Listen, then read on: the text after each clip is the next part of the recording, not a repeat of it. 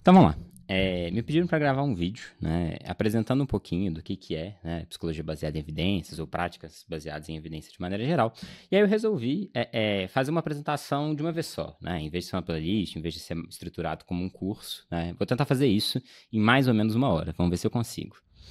E eu acho que a primeira coisa, assim, de cara que precisa, né, ser dita quando o assunto é psicologia baseada em evidências é a compreensão de que a psicologia baseada em evidências, e de maneira mais ampla, né, as práticas baseadas em evidências não são baseadas em evidência. Essa é a primeira coisa que qualquer pessoa concorda, apesar de parecer esquisito a princípio. O que eu estou querendo dizer com isso? Que, na verdade, a evidência, ela é algo superficial, ela é a ponta do iceberg. O que vai sustentar a evidência é uma série de outras coisas. Você pode acumular uma centena de evidências para alguma coisa. Se essas evidências elas foram acumuladas utilizando um método de mensuração impreciso, não adianta nada da evidência que se acumulou. Se essas evidências elas foram acumuladas utilizando uma metodologia de pesquisa inadequada, um desenho de estudo inadequado, de nada adianta as evidências acumuladas.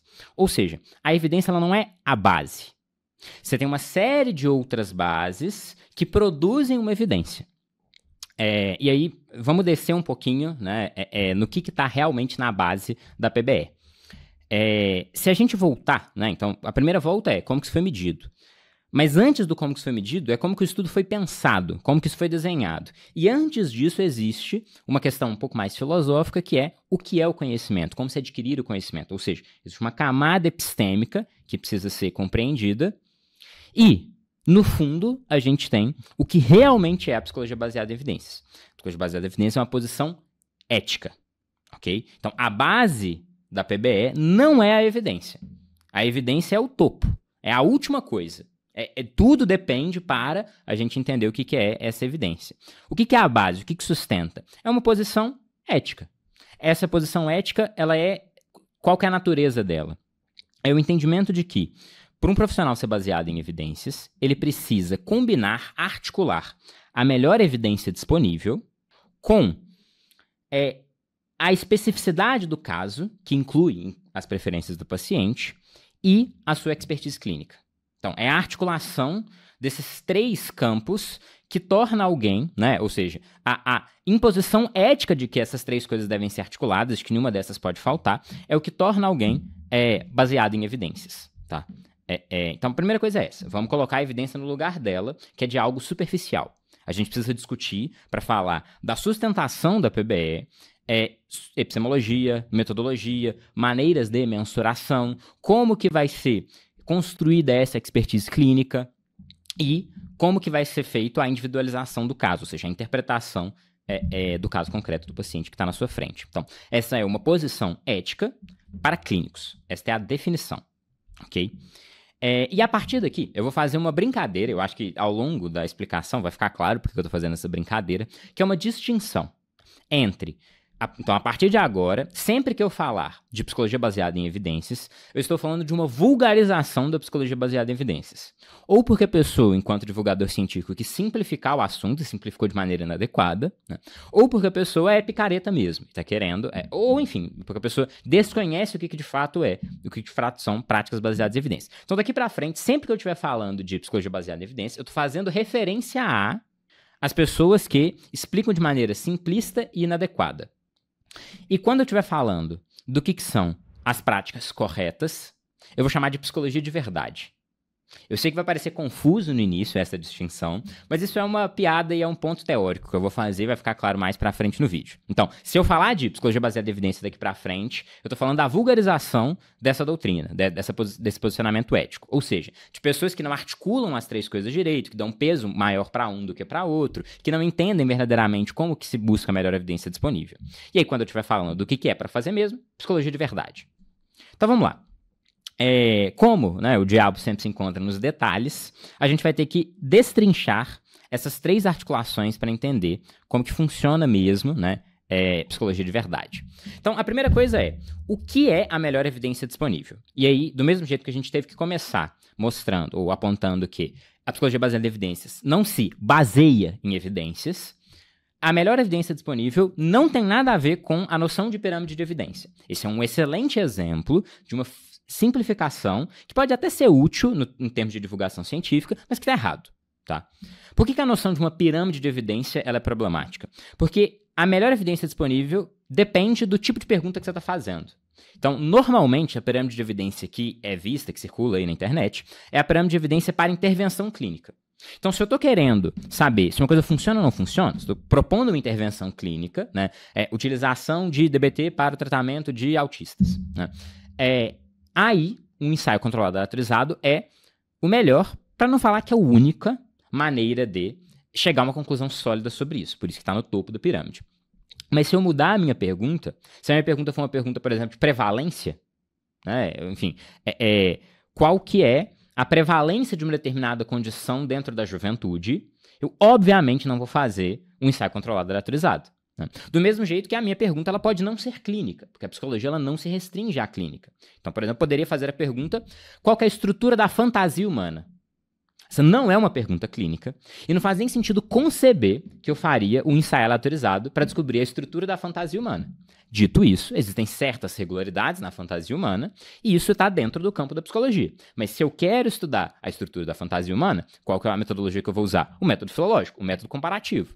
Do mesmo jeito que Darwin usou o método comparativo quando ele foi pesquisar a estrutura para pensar a filologia e a origem das espécies, do mesmo jeito que linguistas usam o método comparativo para entender a estrutura de uma língua. Então, depende muito da minha questão, e o que muitas vezes acontece é uma redução da psicologia, que é um campo amplo do saber, para a psicologia clínica. Então, quando vocês virem uma pirâmide de intervenção, é só você lembrar disso, né? Não é que ela está errada, é porque é impreciso, tá?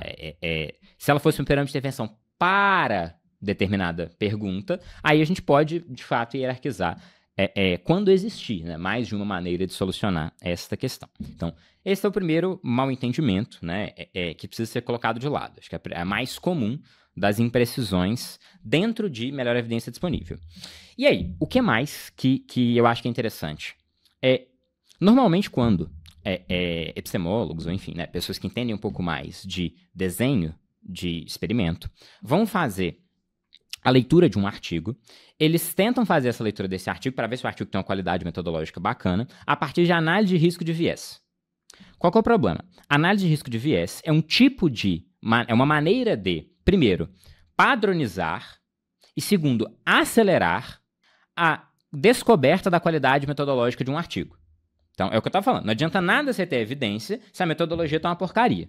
Joga fora. Não serve para quase que literalmente nada. Qual que é o problema? Quando as pessoas estão fazendo a avaliação da metodologia, o jeito padrão de fazer para análise de risco de viés, que é um jeito que é feito para ser rápido, não bem feito. Por quê? Porque quando eu estou fazendo, por exemplo, uma revisão sistemática, às vezes eu vou ter que olhar uma dezena de artigos. Então eu tenho que fazer uma análise de risco de viés de muitas coisas e, portanto, eu não faço uma análise detalhada de todos os vieses presentes. Eu pego os vieses que são mais graves e mais prevalentes e lanço mão deles. Qual que é o problema na psicologia? A maior parte dos vieses relevantes não são contemplados na análise de risco de viés. Ou se são contemplados, são unanimamente mal feitos. Então, temos o primeiro problema para falar de melhor evidência disponível. Quase tudo que foi produzido em termos de pesquisa científica dentro do desenho de estudo ensaio controlado em psicologia é uma porcaria. Tá? E é porcaria mesmo, assim, tá? Então, você tem coisas que são ruins, você tem coisas que são péssimas. Não tem muito como fugir disso. Por que eu tô falando isso? Cegamento é um excelente exemplo. Tá lá, toda análise de viés inclui cegamento, e é muito comum ouvir-se dizer que não dá para cegar em psicologia. Porque para cegar, eu precisaria que um dos terapeutas estivesse tentando curar a pessoa, tentando fazer psicologia com a pessoa, né, fazer terapia com a pessoa, sem saber que o que ele está fazendo é placebo. Só que isso é mentira. Cegamento é uma das coisas mais fáceis de fazer em psicologia. Na verdade, é muito mais fácil de fazer do que em medicina, do que em fisioterapia. Fisioterapia ou em medicina, você precisa, às vezes, pedir para o cara, que é o fabricador da máquina, montar uma máquina diferente que é exatamente igual, porém é fake. Em psicologia, basta você chamar um colega picareta. Chama um junguiano picareta lá, que gosta de signo, de alquimia e tal, que não sei o quê. Bota ele para atender o paciente, né? E aí você tem, ó, chamei aquele que é picareta mesmo, assim, não tem dúvida quanto a isso. Ou, se você quiser fazer mais barato, pega os alunos da faculdade da pesquisa que você está fazendo, de primeiro período lá, dá um curso de fim de semana, fala de uma terapia nova que você inventou nesse fim de semana, que é claramente um esquema, né? E bota esse aluno para ser o controle. Esse cara acha que ele está atendendo de verdade. É fácil cegar, é barato cegar. Então, se não cegou, é erro grave. É aceitável não cegar quando é difícil de fazer o cegamento. Em psicologia, é um mito de que é difícil cegar. Dito isso, se você abrir a Cochrane agora e for lá ver, né, quantos artigos que lá estão que foi feito duplo cego ou triplo cego, é nenhum. Ou seja, é tudo mal feito. É um problema estrutural da maneira com que se pesquisa psicologia. Vamos complexificar um pouco mais, né? Então, cegamento está dentro da análise de risco de viés, ok? Do mesmo jeito que, né, randomização está dentro da análise de risco de viés, independente de qual análise de risco de viés que você for usar. Randomização é um problema, mas é um problema em todas as áreas da saúde, né? Tem pesquisa que não faz randomização direito, isso é normal. Mas agora, quando eu digo que fazer uma análise de risco de viés não é a maneira correta de avaliar a qualidade de um artigo em psicologia, é porque qual que é o erro de verdade, mais comum, mais presente e mais grave? É a definição do construto, por exemplo. Então, aí nós temos um problema específico da psicologia. Tá? É razoavelmente fácil definir o que é uma dor de barriga aguda. Possivelmente não vai ser dor de barriga, eles vão dar um nome chique para isso, né? Mas é fácil de definir. Né? Do mesmo jeito que é relativamente fácil definir, né, o que é um AVC. Agora, a psicologia tem um problema. Na definição dos conceitos que são usados na hora da pesquisa, existe um problema psicométrico e existe um problema da utilidade do conceito. Então vamos falar primeiro do problema psicométrico, que é o problema que normalmente as pessoas sabem que ele existe. Tá? A maior parte do que a gente chama de diagnóstico em psicologia é muito fraco do ponto de vista psicométrico. O que isso significa? Ou que dois profissionais, olhando para o mesmo caso, não dariam o mesmo diagnóstico, ou seja, o critério psicométrico de concordância entre os avaliadores tem um baixo score, ou que, na verdade tem outras possibilidades, mas as duas principais são essas, ou que, né, a correlação entre este diagnóstico é muito alta com algum outro diagnóstico, ou seja, comorbidade alta com várias outras coisas. Porque do ponto de vista da definição epistêmica do que é verdade em psicometria, se a correlação é altíssima, é a mesma coisa. Por mais que ontologicamente não seja. Essa é uma definição de verdade em psicometria. Então, se pessoas sorridentes também são pessoas felizes, ou seja, se eu pergunto a pessoa se ela é sorridente, ela fala sim. Se eu pergunto para essa mesma pessoa se ela é feliz, a probabilidade dela falar sim é altíssima. Ser sorridente e ser feliz é a mesma coisa do ponto de vista psicométrico. Essa é a definição do que é a verdade ou a apreensão de conhecimento em psicometria. Qual que é o problema? Quando você vai ver a correlação, a comorbidade entre diferentes transtornos, ela é altíssima. No fundo, a linha entre o que é um transtorno e o que é outro, ela é infinitamente borrada. Ao ponto de que, isso é na ordem de uma fofoca, isso não é um argumento teórico, né? Mas eu acho que é uma fofoca pertinente. O Barlow, que é o maior defensor do DSM, ele é o cara que começou o projeto, ele é o nome principal, ele é o cara que arquiteta como que vai ser, né, as pesquisas e etc. O principal nome que vai defender esse tipo de psicologia baseada em evidências, que vai buscar um transtorno específico e tentar comparar abordagens, né, ele desistiu disso na virada do ano passado para esse ano. Tá? Isso é raríssimo, inclusive, né, parabéns aí para ele. Essa é uma das coisas que pode ser elogiada das pessoas, né, mesmo as que fazem uma divulgação científica um pouquinho mais mal feita, de psicologia baseada em evidências, são pessoas que normalmente mudam de ideia, tá? São pessoas que normalmente, né, se confrontadas com verdades que contradizem seus pontos de vista, estão dispostas a mudar, e essa vontade de verdade é algo que é aplaudível, né? Assim, então, é um valor interessante. Então, pô, o cara velhinho, sabe? Virou e falou, olha, gente, foi mal, my bad, né? Ficamos aí algumas décadas, gastamos aí alguns milhões e deu errado o projeto do Manual Estatístico de Doenças Mentais. Vamos para a próxima, né? E eu acho que é muito sintomático que o momento internacional já é esse momento de desistência desse modelo, tá? Mas igual eu falei, isso é uma fofoca, isso é um argumento de fato. Vamos voltar para os argumentos de fato. Então, beleza. O primeiro problema é esse. A definição do que é o problema, ela é mal feita. E aí, se a minha definição do que é depressão inclui 7 coisas diferentes, muito possivelmente os estudos vão ter problemas na hora de fazer isso. Porque se a gênese do que eu chamo de depressão pode ser muito variada, se a fenomenologia do que eu chamo de depressão pode ser muito variada, e eu coloco isso tudo no mesmo barco, na verdade eu não estou fazendo um recorte, estou fazendo um falso recorte. Porque eu estou pegando pacientes muito diferentes, colocando eles no mesmo grupo e torcendo para isso aí dar certo. A randomização dá conta disso em algum nível, inclusive. Então esse não é o maior problema. Onde que está o maior problema? É na utilidade desse diagnóstico. Tá? E aqui é um problema que as pessoas normalmente não sabem que é um problema, inclusive. Diagnóstico é intervenção, ponto. Ponto. E se o diagnóstico é intervenção, o tipo de desenho de estudo que tem que ser feito para avaliar a qualidade de um diagnóstico tem que também ser um ensaio aleatorizado. O que eu estou querendo dizer com isso?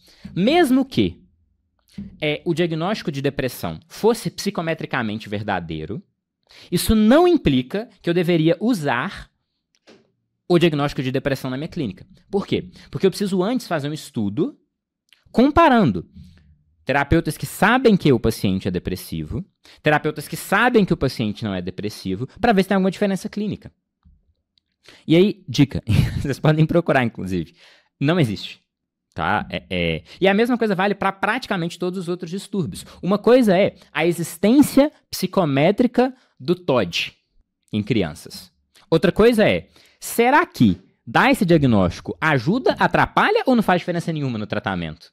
Porque pode ser que, ao saber que o meu paciente tem esse transtorno, eu o atenda pior.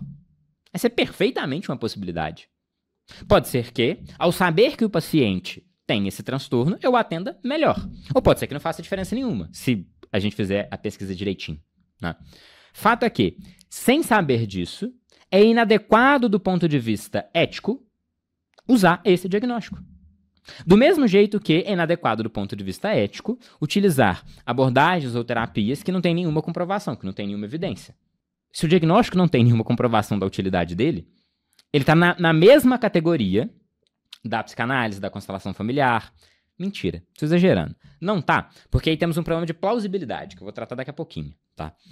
Mas do ponto de vista de evidência, né, é curioso, inclusive, que existam milhares de estudos sobre autismo e ninguém pensou em falar assim, mas peraí, será que é útil eu diagnosticar meu paciente assim? Será que faz diferença clínica eu utilizar esse nome, eu colocar essa pecha, né? Então, pode ser que, né, em massa a comunidade científica não entenda como que estudos devam ser desenhados, ou pode ser que as pessoas mais ou menos desconfiam que não tem utilidade clínica e é por isso que elas não fazem esse tipo de estudo, tá? Aí fica com a conspiração que você preferir. Ponto é que não se sabe. Então, não tem uma boa definição psicométrica de quais são os construtos. A gente não tem a mínima ideia, porque nem foi pesquisado. Então, o construto foi pesquisado, ele só é uma porcaria. A gente sabe que ele é uma porcaria. Se ele é útil clinicamente, a gente nem sabe, porque nem tentaram pesquisar. Né? E a gente vai usar isso como base para fazer a comparação.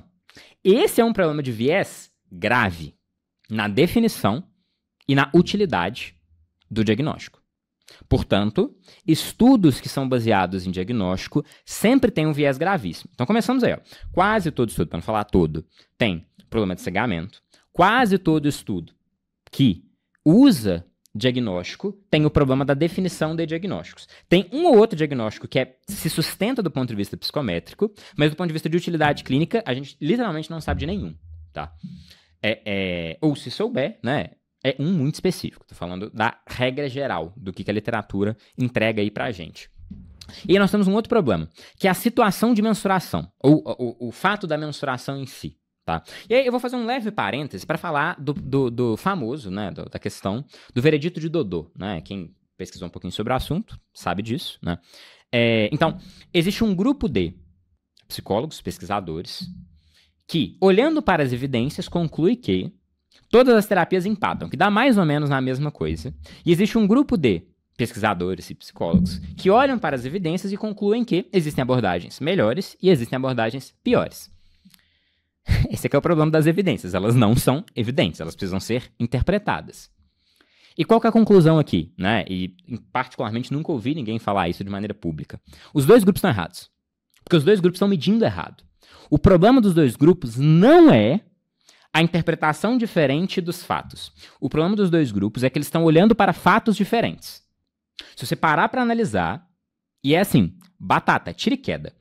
O grupo que está observando que tudo dá na mesma, está medindo sucesso clínico com fatores gerais. Bem-estar geral, se a sua vida melhorou, se você está feliz, se você curtiu o tratamento. E se você está olhando o grupo que encontra diferenças entre as abordagens, eles estão medindo a partir de formulários específicos para uma determinada condição clínica. Qual que é o problema? Primeiro, o problema é de quem está medindo para uma determinada condição clínica. Eu acabei de falar que as condições clínicas não têm nem validade psicométrica direito e definitivamente não têm validade clínica. Não são úteis para nada na clínica. Ou seja, temos aí um problema na sustentação dessas evidências. E, de novo, a evidência é o topo do iceberg. Se não tem base, ruiu. Ponto. Então, esse é um primeiro problema que a gente tem. Tá? E aí, vamos para o segundo problema. Além disso, né, a maneira com que a gente coleta esses dados normalmente padece do mesmo tipo de viés. E essa é uma outra discussão metodológica que é um pouco complexa, e aí não é culpa de quem está fazendo divulgação científica, é complexa mesmo. É porque existe uma diferença entre quantidade de viés e qualidade de viés. Tá? É porque você pode ter uma coisa mais enviesada do ponto de vista quantitativo, mas que é melhor porque a natureza do viés varia. Tudo tem viés. Mas o ideal é variar a natureza do viés porque você triangula a realidade. Para usar um exemplo simples, né? A lógica básica por trás do pensamento bayesiano. Né? Você tem 5 sentidos. Enganar a sua visão é relativamente fácil. Todo mundo já viu uma ilusão de ótica. Enganar o seu cheiro é mais fácil ainda. Tampa os seus olhos, você não sabe diferenciar praticamente nada. Tá? Enganar o seu toque é difícil também. Mas se você viu, cheirou, tocou, você provavelmente sabe o que aquilo é. Ou seja, existem vieses diferentes e eles se compensam. Apesar de que a quantidade de viés é grande. O que eu estou querendo dizer com isso? É um problema que praticamente toda a literatura em psicologia meça sempre de uma maneira, que é perguntando para o paciente. E aí, claro, tem os vieses de perguntar para o paciente. Tem o efeito Hawthorne, né? Enfim, tem uma série de vieses aí. Mas o problema não é a quantidade de viés, é a qualidade do viés. Porque você sistematicamente erra na inabilidade do paciente de refletir, pensar e conhecer sobre a própria condição. O que, na verdade, seria mais interessante é um tipo de viés que é múltiplo. Então, por um lado, eu pego o dado direto do paciente. Por outro, eu posso perguntar para a família dele, que está cheio de viés também. O que a mãe sabe se o filho melhorou? Mas, afinal de contas, o que eu sei da minha própria vida? Né? Não à toa, normalmente, as pessoas são melhores em dar conselho do que viver a própria vida. Né? Quando se trata da minha própria vida, eu sou particularmente cego também. Então, a posição unilateral de que o sujeito tem acesso privilegiado ao conhecimento sobre si, ela é problemática. Por quê? Porque ela é excessivamente unilateral. Do ponto de vista de quantidade do viés, é até razoável pensar que o paciente sabe melhor do que a namorada dele se ele melhorou ou não. Que o paciente sabe melhor do que a opinião da pessoa que o tratou se ele melhorou ou não. Mas sistematicamente medir sempre do mesmo jeito cria esse problema de qualidade de viés, que é sério. Tá? Então, beleza. Esses são problemas que fazem com que o grupo do Barlow, inclusive, né, que é o grupo que mede para um transtorno específico a diferença entre abordagens, chega à conclusão de que existem abordagens melhores e existem abordagens piores. Dito isso, é um pouquinho melhor e um pouquinho pior. Tá? Pode ir lá nos artigos, não há dúvida. O tamanho de efeito é negligenciável. Por quê? Porque se tem problema metodológico, o tamanho de efeito tem que ser gigante. Tá? Ou seja, evidências extraordinárias precisam existir para sustentar a metodologia mal feita. Então, se não tem cegamento, se o construto é mal definido, se a maneira de mensurar não é muito adequada, a diferença para ser significativa entre as duas abordagens tem que ser gigantesca. E ela é quase negligenciável. Então, esse é o problema do grupo de K. E o problema do grupo de K? Que são as pessoas que são os empatistas. É a galera do veredito de Dodô. O problema é que a maneira com que eles estão medindo, em tese, ela é até mais interessante. Olha, mais fácil do que eu definir o que é depressão, eu definir o que é borderline, não. Chegou uma pessoa na sua clínica e eu estou mensurando se a vida dela melhorou. Ou seja, estou fazendo de maneira abrangente. O problema é que, como que tudo empata? Porque que tudo empata não seria um problema. O problema é como que tudo empata. E aí a gente vai usar o critério da plausibilidade pela primeira vez. Quando você vai olhar, e aí os estudos do Scott Miller são particularmente interessantes nesse sentido. Os do Wampold dá para anotar isso também, porque eles medem de sessão a sessão. Você vai olhar o gráfico da melhora dos pacientes, na primeira sessão a melhora é altíssima e a melhora cai vertiginosamente na terceira sessão e lá para a sétima, oitava sessão já não há praticamente melhora alguma. Tá? Isso é esquisito. Se você for pensar a lógica de um tratamento, o gráfico teria que ser uma curva em sino.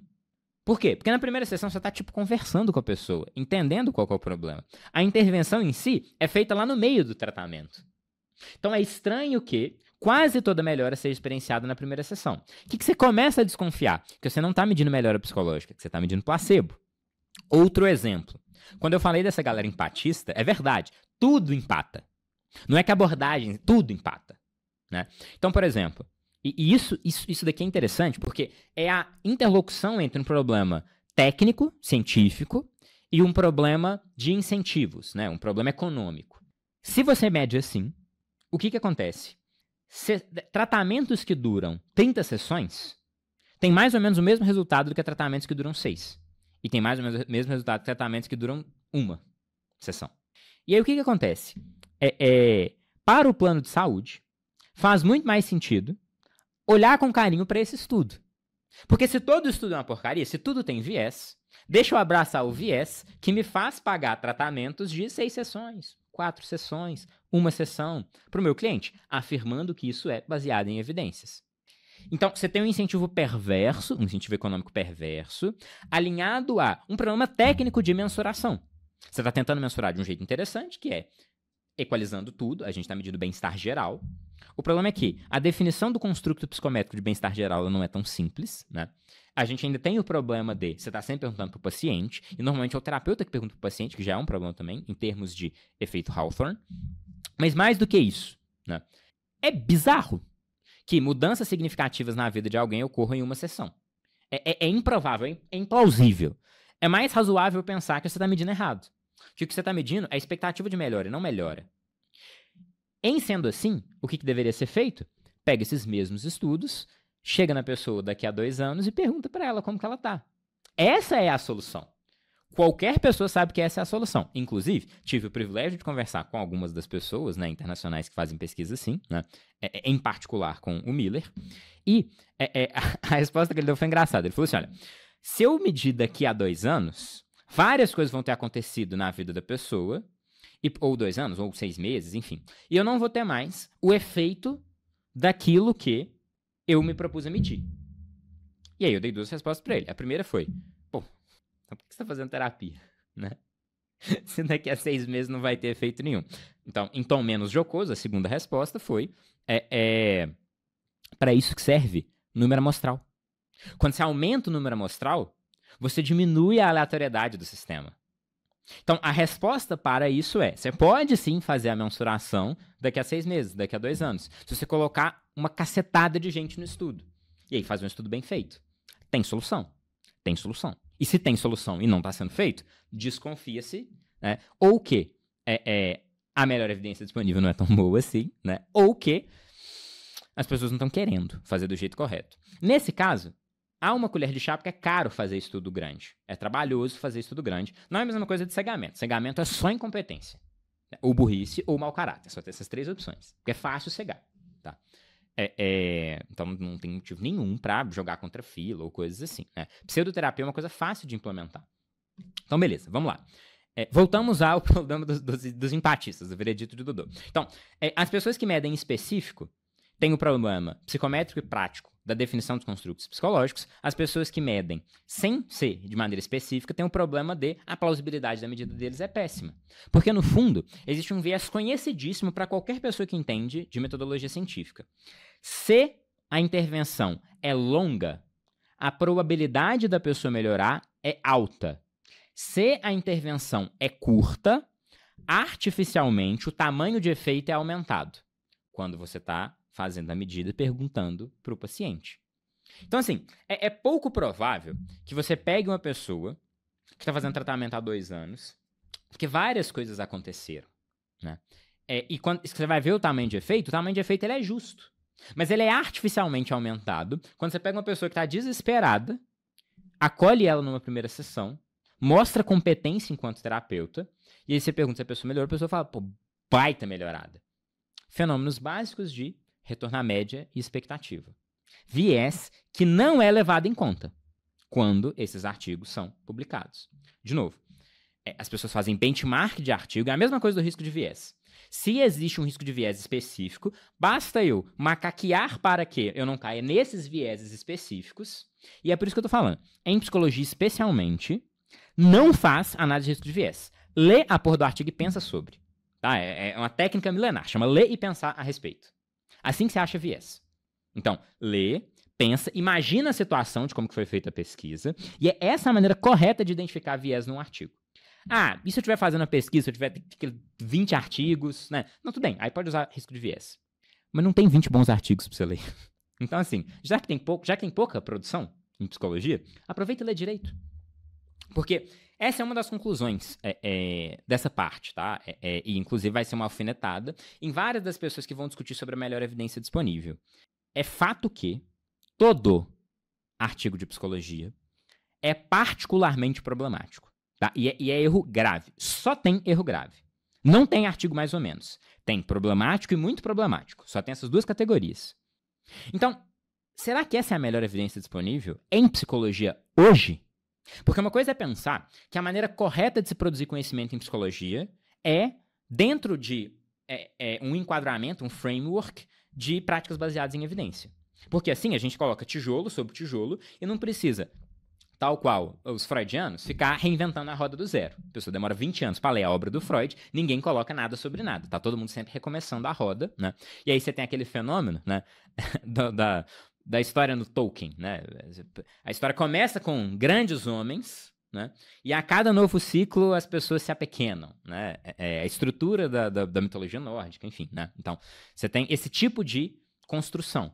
Né? É como um grego pensaria a história do conhecimento. Né? Então você tinha os grandes homens do passado, né? A Era de Ouro, e estamos aqui na mera Era de Bronze, não tem mais heróis, não tem grandes feitos. Né? Esse é o fado de psicologias que não produzem conhecimento dessa maneira, colocando tijolo sobre tijolo. Psicologias que estão dentro desse ethos da psicologia baseada em evidência para produção de conhecimento tem uma estrutura do tempo que é a seta newtoniana, vai para frente, melhora, progride. Isso é importante ser notado. Dito isso, o momento atual da psicologia não tem nada ou praticamente nada bem feito. Isso significa que você não vai ler nunca um artigo? Não. Isso significa que você tem que estar consciente dos problemas metodológicos e epistêmicos da produção de conhecimento em psicologia e que você vai ler, e vai ler com calma, e vai ler com atenção. E você não vai olhar para evidências que são evidentes. Você vai interpretar o que está falando. Se tem plausibilidade, se parece razoável. Ou seja, não está lá pronto para você pegar. Não é uma evidência que você pode coletar. Você precisa interpretar. Você precisa retirar disso algo de interessante. Vou dar um exemplo. Tá? Tem um artigo que eu gosto muito, que não é desse formato, né? De ensaio controlado, mas ele é estudo de componente. Eu particularmente gosto muito de estudo de componente. E ele vai analisar, né, o uso de plano de ação, né, para casa. Né, qual que é a porcentagem é uma forçação de barra, né? Qual que é a parte da cura que vem disso? Ou seja, tem pessoas que vão aplicar a TCC normal, ou enfim, outras abordagens que utilizam-se, né, para casas, né, de planos de ação, e tem outras pessoas que não vão aplicar, e a gente vê se vai ter uma diferença. Houve diferença. O estudo é bom? Não. Mas a diferença foi significativa. É o que eu estava falando. Um tamanho de efeito impressionante faz com que você desconsidere um pouquinho erros metodológicos aqui e ali. Ou seja, a reflexão a partir desses textos é válida. O copia e cola não é válido. É fazer mal feito. né? De novo, não é psicologia de verdade, ok? E aí, para fechar, enfim, provocar um pouquinho também, a gente tem as evidências que não são escritas em artigos. Digamos que você corretamente observou que a questão central do seu paciente é que ele profundamente tem vontade de viver e desejo e se movimenta até ter alguma coisa, e quando ele tem, ele não quer mais. Se você forçar a barra, talvez você consiga chamar isso de depressão, tá? Foi lá, ou bateu, ou quase bateu os critérios do DSM para uma depressão, por causa da topologia, ou seja, por causa de como superficialmente esse paciente se apresenta, mas o mecanismo de funcionamento é o que eu acabei de descrever, que tem particularmente nada a ver, né, com a maior parte das pessoas que têm depressão. E aí você fica, putz, dá esse diagnóstico não faz sentido nenhum. Né? Seja porque fechou, seja porque quase fechou um diagnóstico de depressão, não faz sentido nenhum tratar esse paciente como sendo depressivo. Onde que eu encontro a melhor evidência disponível para entender o que eu faço clinicamente quando uma pessoa deseja algo até obtê-la e aí para de desejar? E aí a resposta que eu vou dar é Proust, Em Busca do Tempo Perdido. Essa é a melhor evidência. E se alguém discorda disso, só tem duas possibilidades. Talvez três, mas duas. Ou a pessoa não entende de metodologia e não entende do porquê não tem nenhum artigo bom que vai trabalhar isso, e não tem como você usar a ciência como melhor evidência disponível, ou a pessoa não leu, ou não entendeu, ou não tem a vastidão de espírito para entender Proust. É um dos dois. Essa pessoa está errada. E isso é curioso, porque quando as pessoas estão falando de psicologia baseada em evidências, ou, para ser mais preciso, quando as pessoas estão vendendo práticas baseadas em evidência, elas dão esse ar de cientificidade, mas esse ar é um problema. Porque você não está buscando a estética do que é a melhor evidência disponível. Você não quer números num artigo. Você quer a melhor evidência disponível. Você quer algo que você pode interpretar e tirar daquilo insights clínicos potentes. E nesse caso, não adianta nada para o sujeito que tem essa fenomenologia você ir atrás de como que depressão é resolvida. Porque apesar de topologicamente até bater o critério, ou quase bater o critério, fenomenologicamente não tem nada a ver. Portanto, a melhor evidência disponível é Proust. E poderia ser Dostoiévski, poderia ser um ensaio do Lacan. O que eu preciso pontuar aqui é que se a pessoa for preguiçosa, e eu vou falar um pouquinho sobre isso, inclusive, né? Quando a gente for falar do papel da teoria e do papel moral, porque psicologia baseada em evidências é um posicionamento ético, é antiético e é incorreto e não é psicologia de verdade. Só correr atrás de artigo. Copiar e colar o que foi colocado lá em péssimos artigos. Psicologia de verdade é encontrar a melhor evidência disponível, seja lá onde ela estiver. Porque Proust refletiu sobre a vida humana, tal qual Aristóteles refletiu sobre a vida humana. E é seu trabalho extrair de lá. Porque não há evidência. Não há evidência. Raríssimas vezes você trabalha com alguma coisa que lá está e está claro. Posso dar um exemplo, tá? Para falar que não há. Fobia específica. Fobia específica é plausível, mensuravelmente dá certo, é impressionantemente simples, tá? O tratamento de desensibilização sucessiva para fobia específica é um baita exemplo de algo que é evidente. Tá lá, é ler, é entender, é replicar. Ponto. Agora, esta é a exceção da exceção da exceção. Tanto pela natureza do objeto de estudo da psicologia, que é difícil de manejar, mas principalmente pela falta de qualidade do que as pessoas estão fazendo.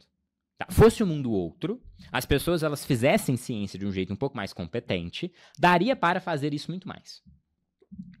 Mas enfim, então, para resumir essa primeira parte, essa primeira articulação, esse primeiro ganho de campo, que é da melhor evidência disponível, ele é enganoso.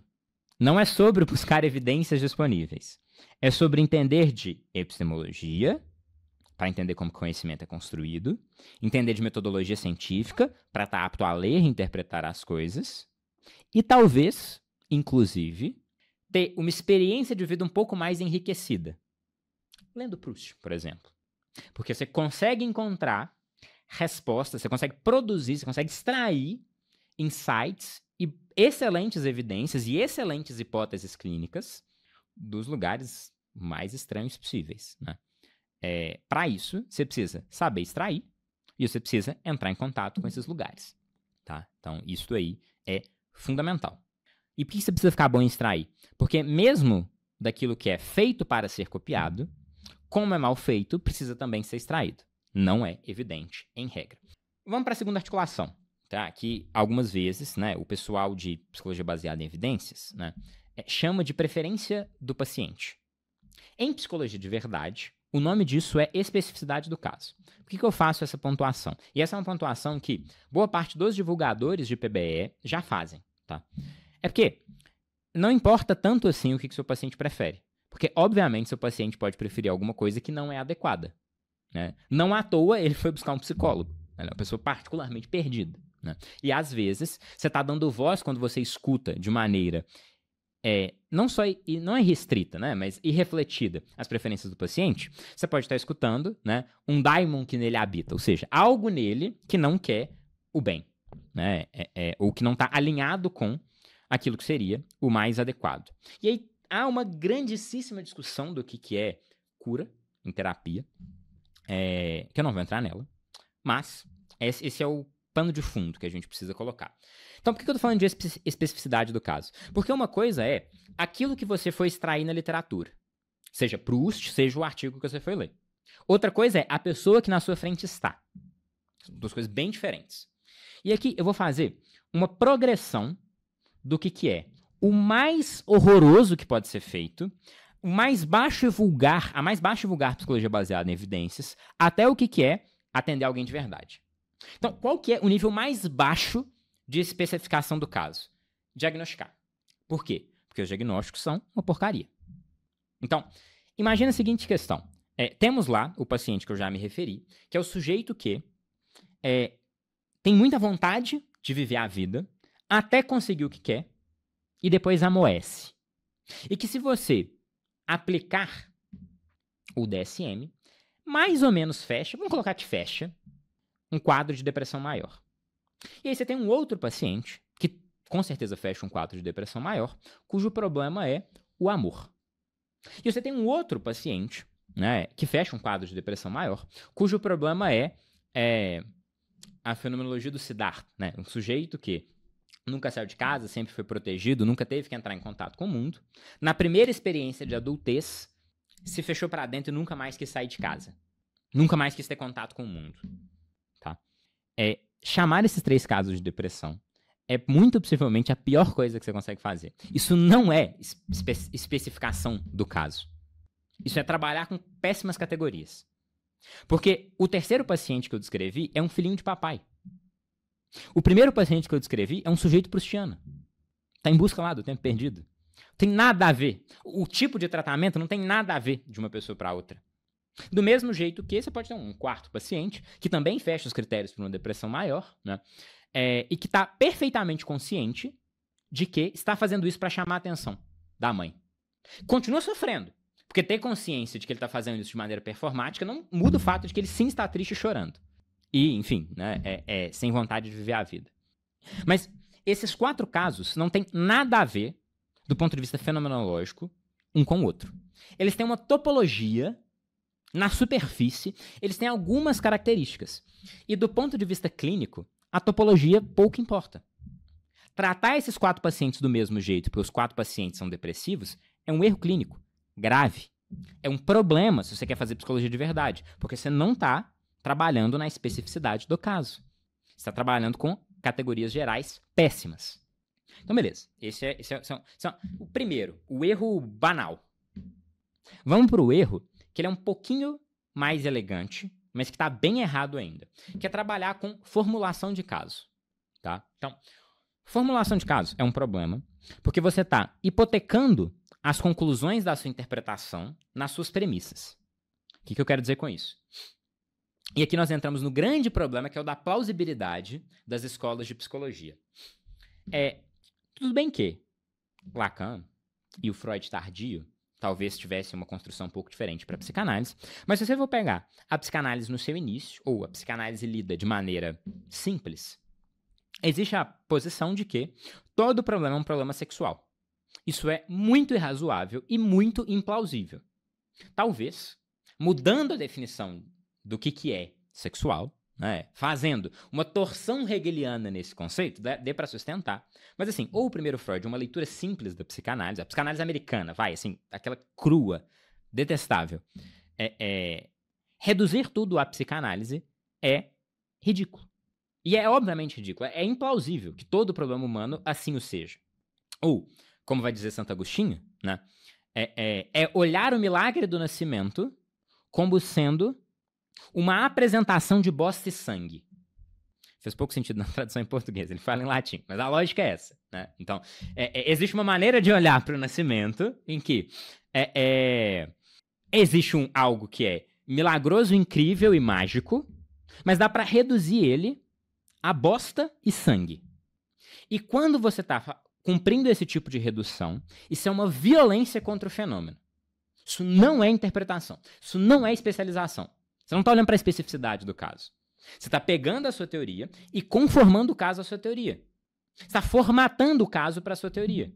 Isso não é psicologia de verdade. Não é para trabalhar com formulação de caso. Ponto.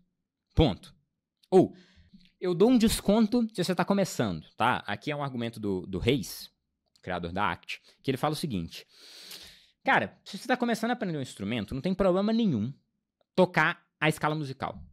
Né? Dó, ré, mi, fá, sol. Agora, ninguém vai apresentar a escala musical. Você nunca vai num show em que o cara vai tocar a escala musical. Isso não existe. Tá? Então, pegar um protocolo, pegar a formulação de caso quando você está começando, ou se você também não está interessado em fazer um excelente trabalho, eu até te dou um desconto.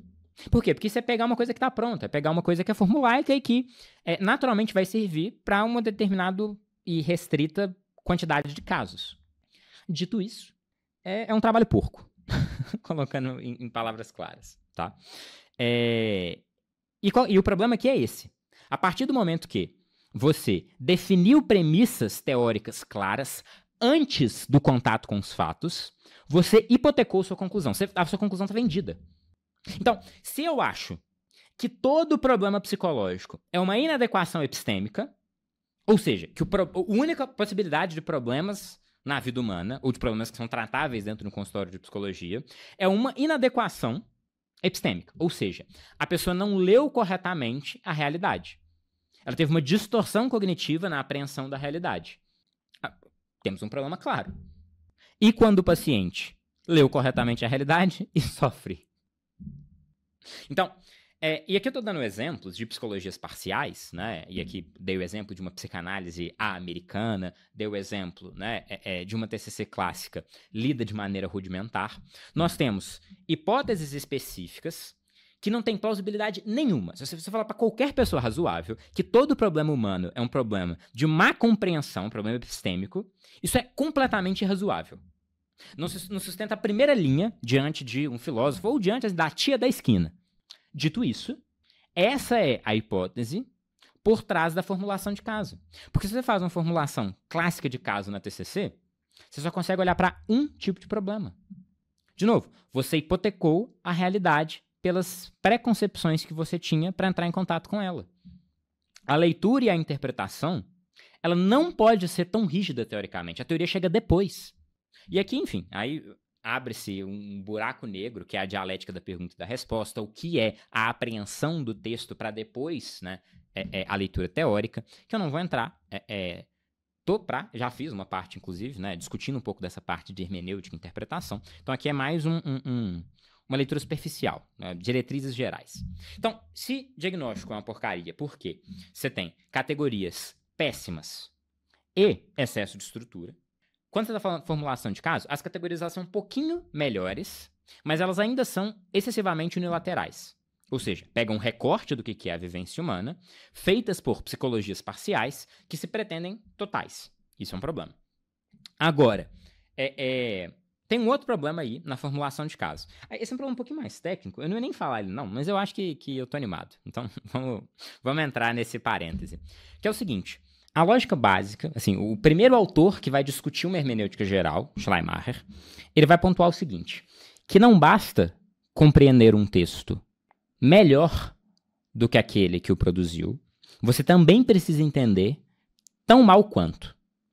Eu sei que não está fazendo sentido nenhum, deixa eu voltar, e a gente vai voltar nessa frase. Vou abrir o parênteses e a gente vai voltar nessa frase. Então, no princípio, era o verbo, não. No princípio da formulação do que era uma hermenêutica geral, a lógica era mais ou menos a seguinte, que não bastava, para eu entender a intenção do autor, apenas ler o texto. Eu preciso, em algum nível, compreender quem é esse autor. Então, se uma pessoa me chama para ir no cinema, não basta eu entender as palavras, vamos no cinema. Eu preciso também criar uma pré-concepção, porque eu vou entrar em contato com a pessoa daqui a pouco, para ter certeza, mas de quem é essa pessoa? Então, se eu crio uma pré-concepção de que ela quer muito ver esse filme e a gente é amigo, ir no cinema significa ver o filme. Se eu crio uma pré-concepção de que ela gosta de mim romanticamente, ela tá me convidando pra gente se pegar. Se eu crio uma pré-concepção de que ela quer muito ter contato com os meus amigos e tá me usando pra entrar no grupo de amigos, né? É uma situação completamente diferente. Eu tô sendo usado de stepping stone, né? Assim, né? De ponto intermediário para ela pisar em cima e continuar. Ou seja, para compreender o texto, eu preciso ter uma noção, ou eu preciso me arriscar a entender o autor. Começa assim. Mas aí, a gente tem um problema, que e se o autor não se compreender? Né? É o famoso problema da prova do Enem. Né? Então, coloca uma letra lá e pergunta qual que era a intenção do autor. E aí, quando o autor da canção lê o texto, ele discorda. Ou seja, uma correta interpretação, ela não pode parar no entendimento que a pessoa tem dela mesma. Eu preciso compreender o autor melhor do que ele mesmo se compreende. Então, essa é a primeira torção que a gente precisa fazer. Então, eu preciso compreender o texto, as palavras, sim, mas eu também preciso ter uma pré-concepção de quem o escreveu, e para fazer a correta interpretação, eu preciso entender, às vezes, melhor do que a própria pessoa. Porque no exemplo que eu estava dando, do convite para o cinema, às vezes a pessoa nem percebeu que por mim apaixonada está. Mas para corretamente interpretar, eu preciso perceber isso melhor do que ela.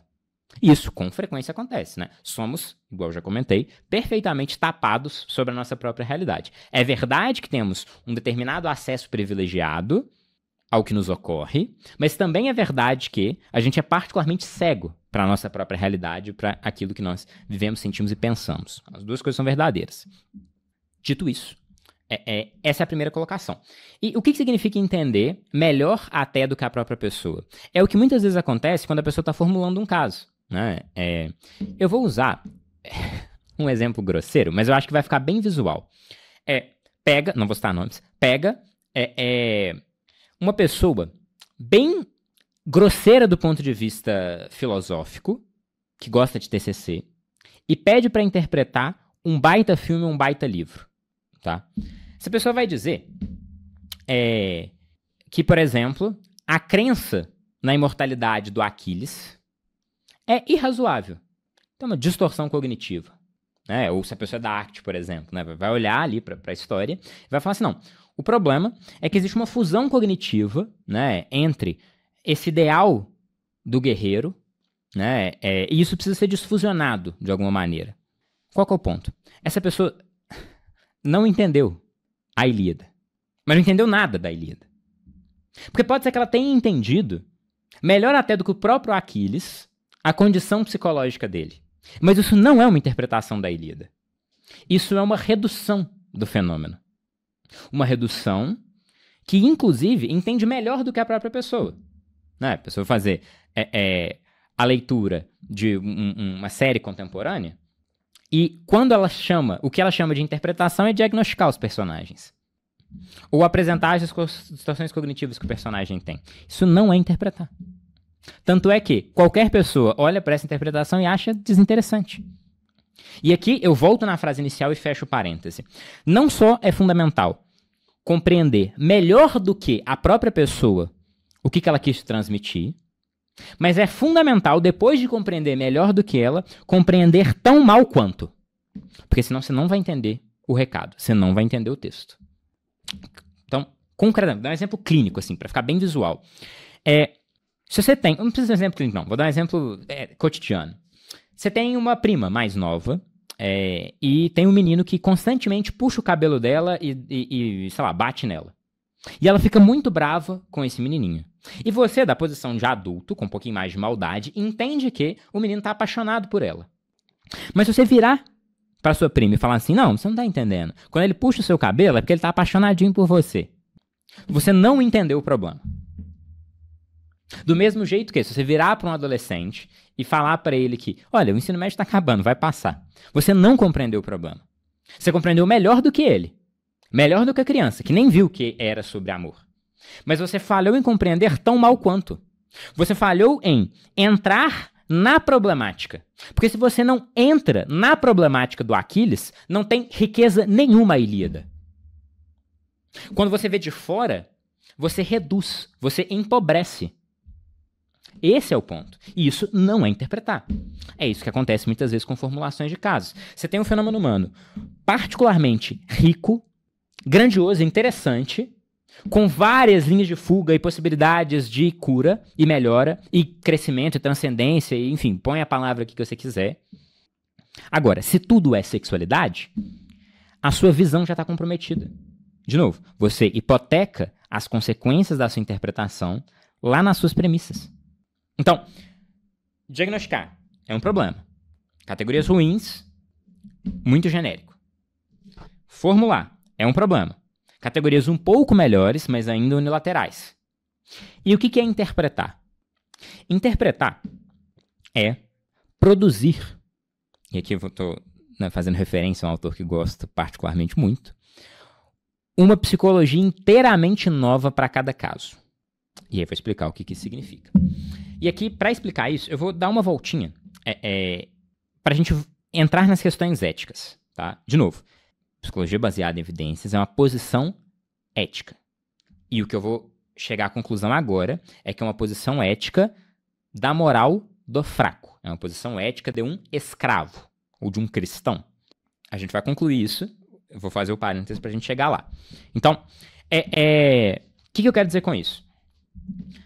É muito comum ouvir, quando você está ouvindo pessoas de PBE, né, comentando, né, e fazendo divulgação científica, da importância da individualização de caso. Mas essa individualização de caso não é individual. Inclusive, é o famoso quadrado redondo. Né? É uma individualização de caso que é uma formulação genérica, que você usa para todos os casos. Não tem nem por que chamar de individualização se você vai fazer uma formulação. Né? Fórmula é alguma coisa que se repete. Individual é alguma coisa que é única. Né? Então, já temos aí a primeira questão oximorônica, né? A primeira contradição que a gente precisa lidar, de alguma maneira, né? E quando eu falo a gente precisa lidar, é porque a gente precisa lidar mesmo, tá? De verdade, existe este paradoxo. Existem coisas que são formulaicas e coisas que são individuais, e você vai precisar lidar com este paradoxo. E é paradoxal e precisa ser lidado com. Enfim, essa é uma outra questão. Vamos voltar aqui. E qual que é a posição da pessoa diante disso? Olha, eu sou um merda de um divulgador científico. Eu não entendo de nada. Eu não sou particularmente um clínico genial. Eu não acho que a minha clínica ela é impressionante. Mas existe uma tal de ciência que é o bichão. E aí, diferente de todos esses outros pseudocientistas aí, né, todas as outras pessoas que ficam fazendo fuleiragem, eu, apesar de ser um bosta, tenho acesso a isso daqui. Por que essa dinâmica ela é interessante? Por que eu estou chamando isso de uma moral do fraco? Estou fazendo referência a Nietzsche, obviamente. Né? A crítica que ele está fazendo na genealogia da moral a um tipo de sujeito grego e um tipo de sujeito cristão. Ou um tipo de sujeito nobre e um tipo de sujeito pobre. Né? Ou um tipo de sujeito forte e um tipo de sujeito fraco. Qual que é a lógica aqui? Que esse tipo de posição é uma posição em que se inferioriza para conseguir uma superioridade. Ou tem uma piada do Zizek que é muito boa, que vão dois nobres, né, franceses para a Itália, para, enfim, a celebração de uma missa importante. E aí o primeiro era um burguês, né, e tinha algumas terras, ascendeu na vida, né, e o segundo era um nobre de família clássica mesmo, old money. E aí os dois chegam lá, né, e se prostram diante do padre, quando eles conhecem ele. né? Desculpa, eu não sou ninguém perto de ti, ó, santidade, blá, blá, blá, blá, blá, blá, blá, blá, blá, né? Enfim, se ajoelham lá enfim, né? Se apequenam diante dele. Primeiro é o burguês que faz isso, né? Primeiro é o nobre, perdão, que faz isso. Não, o segundo que faz isso é o burguês, né? Então, todo o dinheiro que tenho, tudo que eu conquistei não é nada diante de ti e tudo mais, né? Enfim, se apequena, se prostra ali, né? Mas, nesse momento, né, na catedral, tinha também um camponês, né? E ele vendo, né, o que os outros dois fez, ele achou razoável fazer isso também. Ele falou, desculpa, sou pequeno diante de ti, etc, né? Quem sou eu? Não tenho nem sobrenome e tudo mais. E aí o nobre cutuca o burguês e fala assim, mas quem que ele acha que é para estar fazendo isso? Né? E essa é um pouco a lógica, né? Quem que você acha que é para ser pequeno como eu? Então, guarda esse raciocínio. Vamos para um outro raciocínio que é o seguinte. Qual que é o papel da teoria? Uma leitura acrítica diria que o papel da teoria é compreender a realidade. Falso, ou parcialmente falso. O papel da teoria, muitas vezes, é te defender da realidade. Te proteger de entrar em contato com os fatos. O que eu quero dizer com isso? Esta posição de terceirizar a responsabilidade da interpretação por uma formulação, ou terceirizar a responsabilidade do que é a melhor prática, é uma posição de desresponsabilização, não é uma posição nobre, não é uma posição ativa. E é natural que isso aconteça, porque na história do que é as práticas baseadas em evidência, parte do que esse tipo de construção ética vem solucionar são problemas legais. Então, quando um médico faz um procedimento errado, ele pode não ser julgado por isso, alegando que, olha, eu fiz as melhores práticas. Eu ofertei tudo que dava para ser ofertado. Então, essa posição ética de pequenez, essa posição ética de terceirização da responsabilidade, é um fio que corre por todo o ethos das práticas baseadas em evidência e da psicologia baseada em evidência. Qual que é o problema? Psicologia de verdade não comporta muito essa atitude. Porque eu acabei de passar 1 hora falando do quanto as evidências não são evidentes. Do quanto é você que tem que interpretar. Ou, talvez até, a evidência em si, alguém possa mastigar para você, mas o caso não tem muito como fugir. É você que tem que ler. Então, tudo bem, você pode pegar guidelines para ver as melhores práticas, isso é possível de ser feito, mas agora, o caso, quem atende é você. A atualização dessa fórmula geral é sua responsabilidade. E muitas vezes, a inexistência de boas sínteses de fórmulas gerais faz com que também seja sua responsabilidade ir atrás do que é a melhor evidência disponível. Portanto, não comporta-se em psicologia a mesma moral fracassada da medicina. É preciso um posicionamento mais nobre, que tem todas as suas vicissitudes, né? De fato, assim, é absurdo uma pessoa bater no peito e falar assim, eu sou o alfa e o ômega. Este paciente ele é único e eu vou, a despeito de todos os grandes homens do passado, a despeito de toda a ciência que foi produzida, a despeito de tudo, eu vou produzir o tratamento para essa pessoa. É óbvio que essa é uma posição irrazoável. Dito isso, existe uma dialética entre as duas posições.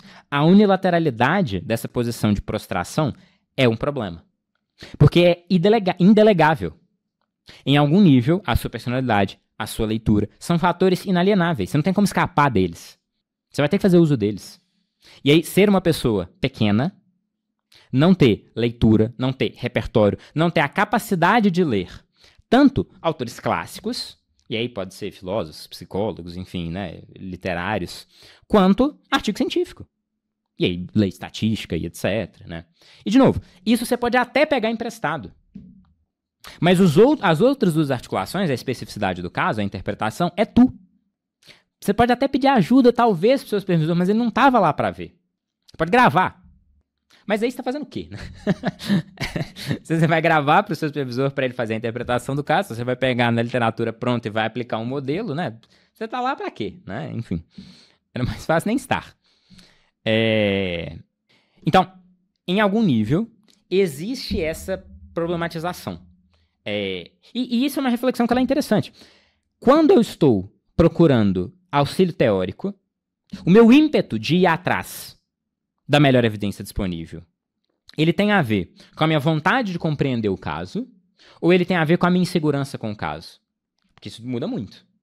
Porque talvez eu peguei pela primeira vez um paciente com diagnóstico de autismo que não conversa nem olha pra mim.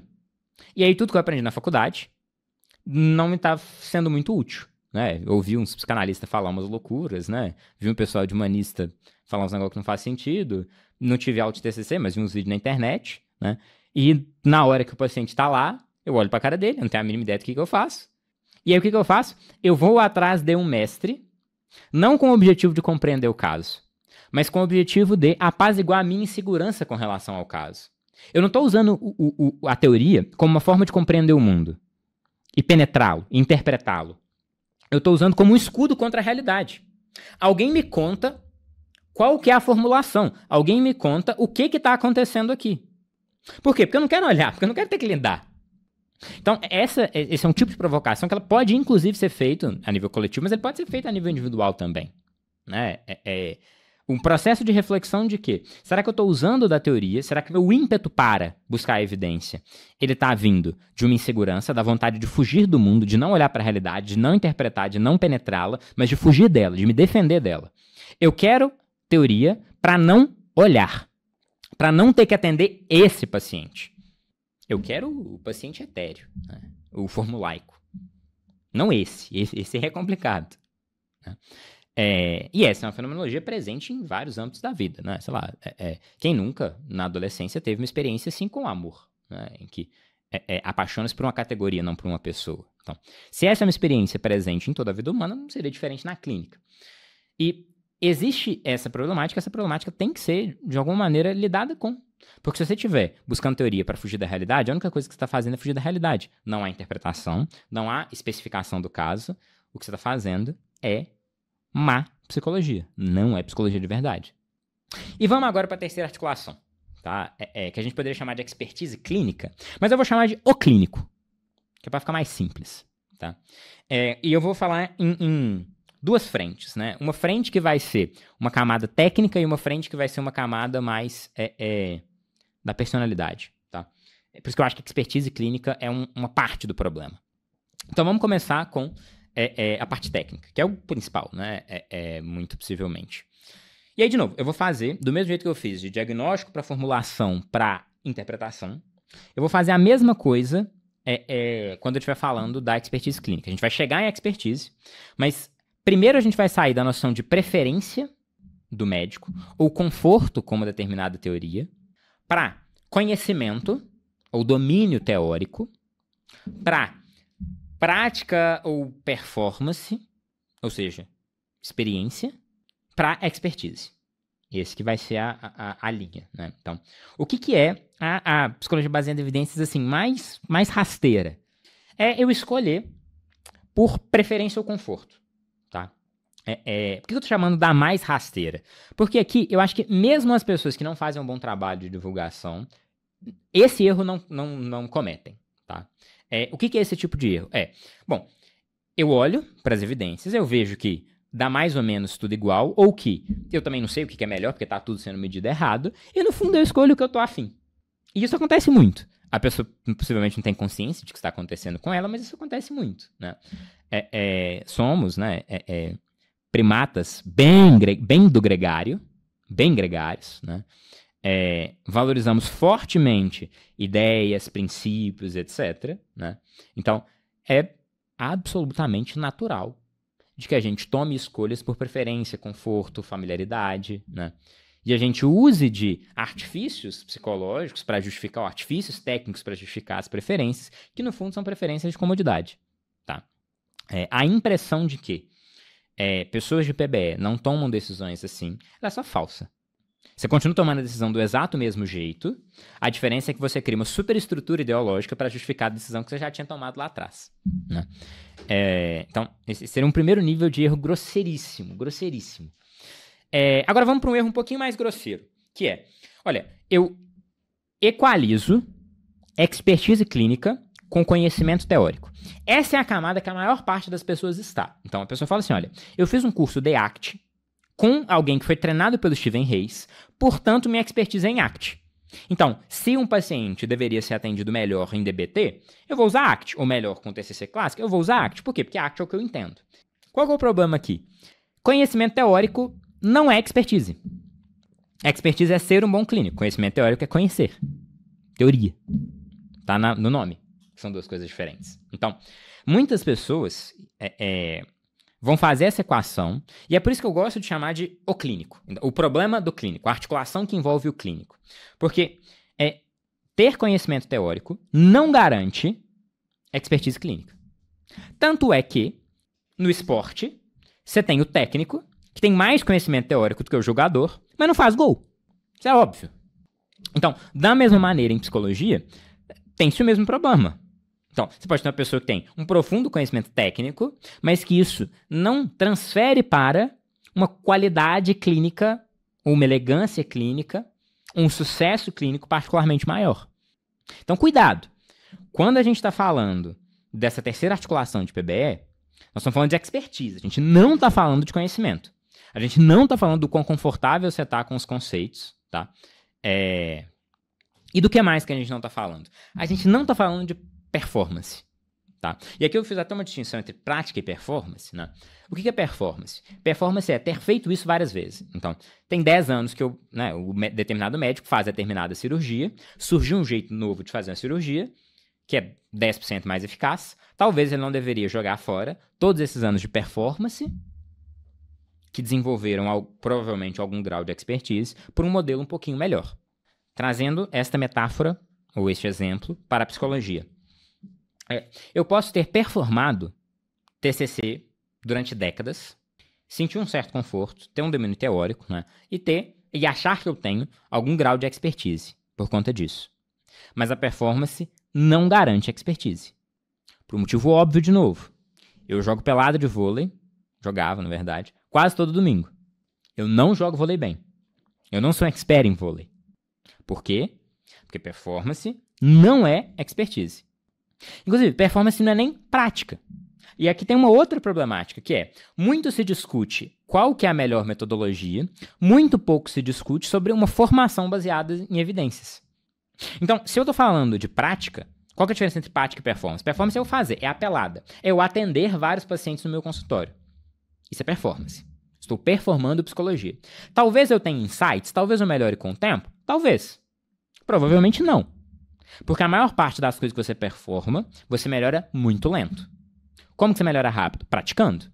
Então, ao invés de ir lá jogar pelada de vôlei de qualquer jeito, eu faço aula de vôlei.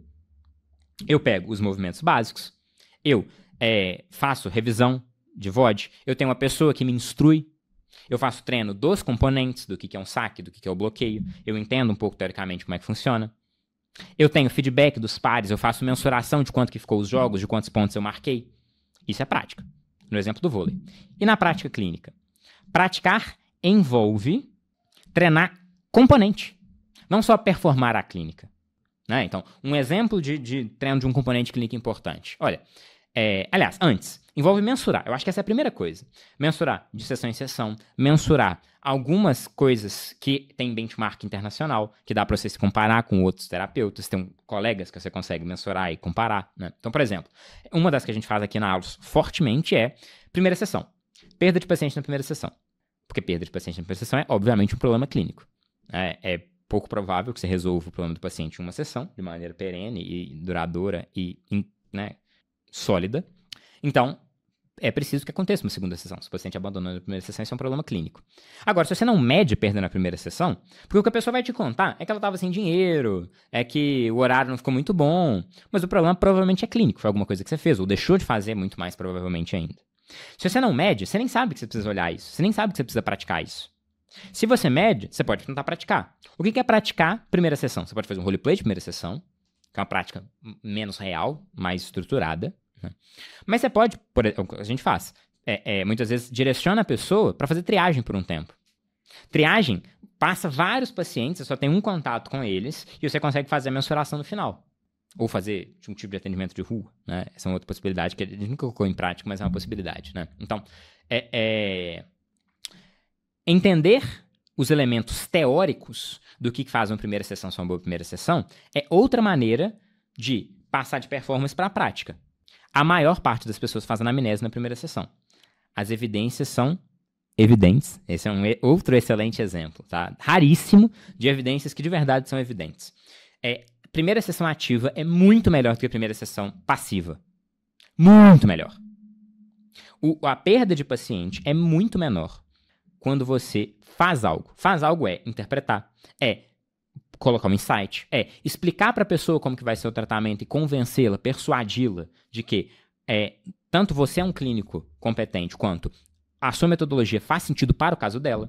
Porque você está fazendo duas coisas. Você está contando para ela o que ela tem, que já tem um benefício, que já é alguma coisa, e você está explicando como que você vai trabalhar com isso. Isso é maravilhoso para a pessoa voltar para uma segunda sessão, tá? Dito isso, a maior parte das pessoas pega dados na primeira sessão. E aí o que acontece? O paciente vai embora. E aí só ficam os pacientes que insistem, que possivelmente eram casos mais fáceis, a pessoa acha que a quantidade de pacientes que melhoram é altíssima. Por quê? Porque todos os pacientes, não é que eles ficaram com a pessoa e pioraram, eles só foram embora. Tem que medir. Tem que fazer alguma coisa com essa medida. Tem que treinar. Tem que estruturar o treino. Senão é só performance. Ah, entendi. Então, quando eu estou falando de expertise clínica, o que eu preciso é prática deliberada, é treino. Não. Treino é o modo como você chega lá. Expertise é resultado. Então, se eu quero saber se eu sou um expert em ACT, e eu posso até ser um expert em ACT para um determinado recorte, então assim, né, trabalhando com distúrbio de imagem na adolescência, não basta eu ter conforto, não basta eu conhecer teoria, não basta eu ter performado o ACT por anos, não basta eu praticar para ser o melhor clínico. Expertise é medir e ser melhor. Ponto. Então, se eu não medir e eu não tenho um benchmark, um comparativo com outros clínicos, eu não sei qual que é a minha expertise. E, portanto, eu não estou fazendo psicologia de verdade. Eu estou fazendo uma psicologia baseada em evidências tacanha, rudimentar. Por quê? Porque eu considero a minha expertise o conhecimento teórico que eu tenho. Isso não é expertise. Expertise é resultado. Se eu não mensuro o que eu atendo melhor, eu não sei a minha expertise. Se eu não sei a minha expertise, falta um dos articuladores. Por quê? Porque para ser psicologia de verdade, para fazer PBE bem feito, tem que ter a melhor evidência disponível de onde quer que ela venha, e eu preciso interpretar e produzir alguma coisa com ela. Tem que ter especificação do caso, tem que ter um esforço hermenêutico interpretativo para produzir o que aquela pessoa tem de fato, não uma categoria geral, que mais ou menos se encaixa numa cama truscular? Não sei. Enfim, procrustular. E não pode faltar expertise clínica. Eu tenho que ser bom. E se eu quero saber se eu sou bom, eu tenho que medir se eu sou bom. Esse é o jeito, acabou. E até eu medir se eu sou bom, porque, né, para usar um bom instrumento, tem que chegar a uns 50, 70 pacientes passando na sua mão. Até lá, a gente pode achar uma outra maneira de medir. Aqui na Altos a gente faz teste com banca, né? Então tem uma banca de avaliadores que avaliam seu atendimento, mas você poderia até lá utilizar o seu conhecimento teórico como sendo um balizador. Mas você não tá lá ainda, você não tá fazendo psicologia de verdade, você tá tentando, tá chegando lá, tá? Agora, além desse elemento técnico que é fundamental, tem um elemento da personalidade, que eu já falei um pouquinho dele, né? E isso tem a ver com... E aí, de novo, vou apelar para o senso de plausibilidade. Se é fundamental para a sua abordagem psicoeducação, não existe psicólogo bom com didática horrorosa e com péssima retórica. Não é meio óbvio? Se psicoeducação é fundamental, se a minha terapia funciona por sugestão, se eu preciso persuadir o paciente a ler o mundo de maneira mais ortodoxa, ou seja, se eu preciso produzir uma ortodoxia, uma correção na maneira dele de ler o mundo, e se eu preciso que ele compre a proposta do plano de ação que eu tenho para ele, é fundamental trabalhar retórica e didática. Isso é uma habilidade clínica? Talvez, você pode até colocar como habilidade clínica, né? Mas não sei se assim eu colocaria. Experiência de vida, uma sensibilidade um pouco maior, sensibilidade artística, por exemplo, né? Ter caráter. Porque as pessoas, né? Acho que quase todo mundo já teve essa experiência. Quase todo mundo encontrou uma pessoa na vida que era um sujeito impressionante, cuja personalidade te conquista. Assim como encontrou sujeitos pequenos, tacanhos. Isso tudo é o clínico. Talvez sejam elementos menores? Talvez. Por que eu estou falando talvez? Porque ninguém mediu. Porque ninguém está fazendo psicologia baseada em evidência direito. O que está se produzindo é evidência. E evidência medindo errado, e evidência sem fundamento metodológico, com um desenho de estudo errado, e evidência que não está alinhada com o processo ético do que é uma clínica, não serve para nada. Acumula, serve para vender, pode ser comercial. Vá lá. E mesmo assim, nem é todo mundo que compra, né? Então, para a gente sair da necessidade de... e isso é uma coisa que é fundamental, inclusive, né? Pode chamar de uma dialética da insegurança e grito. Normalmente, quanto mais insegura a pessoa, mais ela grita, né? Tem um estudo que ficou até famosinho, apesar de ser um péssimo estudo do ponto de vista metodológico, mas que foi um estudo qualitativo, entrevistando familiares de sujeitos na Europa que se explodiram em atentados terroristas. Alguém fez uma pergunta que é bem razoável. Que tipo de sujeito se explode num atentado terrorista? Qual que é a lógica? Quem que é o tipo de sujeito que, né, tá lá, de boa, no condado suíço dele, e resolve entrar pro Estado Islâmico? E aí, uma das maiores correlações que eles viram, né, e de novo, é um estudo qualitativo, mal feito, mas é legal, tá? É divertido, né? De novo, você precisa interpretar. Você precisa pensar sobre, ler e pensar sobre. Não é análise de risco de viés, isso aí é o início. Interpretar é outra coisa. Mas vamos lá. A conclusão que eles chegaram, a principal conclusão, a mais interessante, é de que, normalmente, quem se explodia é a quem faltava fé. Por isso a dialética entre a falta de fé e o grito. Né? Normalmente, e isso, de novo, é uma vivência que você consegue observar em crianças. Né? Talvez se você rememorar como é que foi a sua infância. Né? No grupo dos menininhos do fundão, da minha sala, por exemplo, normalmente quem era pego fazendo as maiores merdas era o nerdola que quis entrar pro grupo. Porque ele, em sabendo que não faz parte do grupo de verdade, supercompensa isso com um ato vigoroso. Então, se a gente tá lá zoando e tal, que não sei o quê, ele é o cara que, sei lá, vai explodir o banheiro da escola. História real, inclusive. Engraçado. Mas do mesmo jeito que é o sujeito profundamente angustiado, em regra, pela falta de fé, que precisa provar para si e para os outros que acredita mais. Ao ponto de gastar a vida para provar isso. Por que eu tô fazendo esse parênteses gigantesco?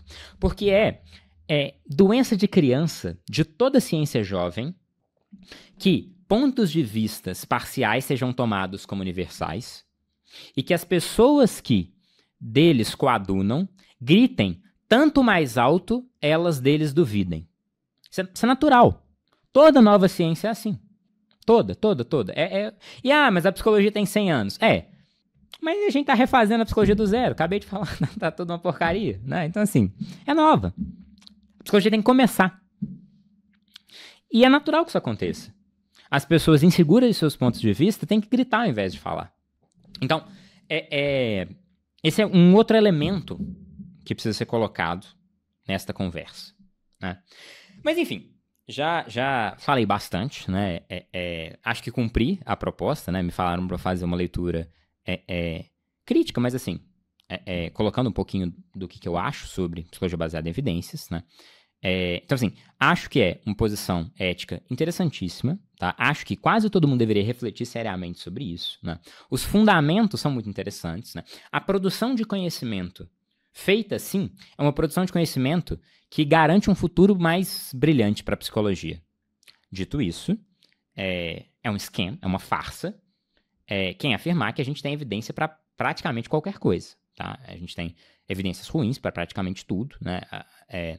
Atuar em psicologia baseada em evidência não é ler artigo e aplicar na sua clínica, porque não tem bom artigo. Talvez um dia seja, talvez um dia a gente tenha um esforço incrível de sintetização, né, e tenha construtos mais bem trabalhados, enfim, estruture isso melhor, né, mas hoje é mais uma promessa do que uma realidade, com certeza, acho que ninguém razoável duvidaria disso, né. Dito isso, é interessante, vale a pena ser estudado, é um campo rico, né. A questão principal eu não tratei, que é a questão ética. Mas e aí, articular essas três coisas é o que é correto mesmo? O melhor tratamento, psicologia de verdade, né? Que foi uma piada que eu estava tentando pontuar. Quem não entendeu a piada, vê de novo o vídeo. Psicologia de verdade é mesmo articular a melhor evidência disponível, né? O terapeuta e a especificidade do caso? é uma pergunta que fica para um raciocínio posterior, né? Aqui foi muito mais a tentativa de limpar e diferenciar o que é uma PBE mais tacanha, mais comercial, mais rasa, né? Do que a psicologia baseada em evidência é na cabeça dos proponentes que são um pouquinho mais esclarecidos, né? E alguns elementos que é o que ela deveria ser, né? Então, assim, em resumo, tá? E para fazer um resumo provocativo, o que a gente vai ter? A gente vai ter a melhor evidência disponível, que no fundo é aprender epistemologia e metodologia. A gente vai ter a especificidade do caso, que tem que ser um conhecimento pelo menos razoável de hermenêutica, para não ter que se valer de formulação e diagnóstico. E a gente vai ter o clínico, que tem um componente grande de prática deliberada e também um componente de como que você vive sua vida. Em essência, essa é a transmutação que eu acho que é razoável, né? A maneira diferente de explicar o que são as práticas baseadas em evidência, ou, né, para deixar as pessoas que usam o termo terem um termo, o que é psicologia de verdade. É isso, tá? Se alguém quiser tirar alguma dúvida, se quiser que faça uma parte 2. Eu ia fazer isso aqui, na verdade, numa série de vídeos, era um curso, né? Eu que só sentei e falei qualquer coisa, mas se vocês quiserem que eu aprofunde em alguma coisa e tal, só comentar, né? E pretendo fazer isso para outras... psicologia baseada em evidência não é uma abordagem, não é uma posição ética. Acabei de falar isso 1000 vezes, né? Mas para outras posições possíveis na psicologia, para outras abordagens, enfim, né? Acho que começar com um resuminho crítico é interessante, até para provocar quem que gosta, né? E para apresentar de um jeito mais palatável para quem não gosta. Show? É isso então.